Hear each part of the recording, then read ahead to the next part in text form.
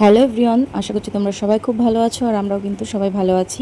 চলে এসেছি আজকে নতুন আর একটা মিনি ব্লগ নিয়ে। আজকে সকাল সকাল ঘুম থেকে উঠেই কিন্তু সমস্ত কাজবাজ সেরে নিয়ে একদম স্নান করে তারপরে রেডি হয়ে গেছি জগন্নাথ দেবকে স্নান করাতে যাব বলে। যাওয়ার পথে কিন্তু আমি জগন্নাথ দেবের জন্য মিষ্টি কিনে নিয়েছিলাম আর বাড়ি থেকে কিন্তু আমি দুধও নিয়েছিলাম জগন্নাথ দেবকে স্নান করাবো বলে। আমাদের পৌঁছাতে যেহেতু একটুখানি দেরি হয়ে গেছিলো আর গিয়ে দেখছি সবারই প্রায় আরতি করা শেষ হয়ে গেছে। তারপরে কিন্তু আমরা ঝটপট করে আরতি করে নিলাম আমাদের জগন্নাথ দেবকে, আর তারপরে আমরা কিন্তু সবাই মিলে জগন্নাথ দেবকে স্নান করিয়ে দিলাম। আর যেহেতু এই বছর আমি জগন্নাথ দেবকে প্রথম স্নান করিয়েছিলাম, সত্যি কথা বলতে মনটা এত খুশি হয়ে গেছে, কোনোদিনও ভাবতেই পারিনি যে আমিও জগন্নাথ দেবকে স্নান করাতে পারবো। ছোটোবেলায় তো অনেক রথ টেনেছি, কিন্তু কোনোদিনও ভাবতে পারিনি যে জগন্নাথ দেবকে স্নান করিয়ে আমি এতটা শান্তি পাবো।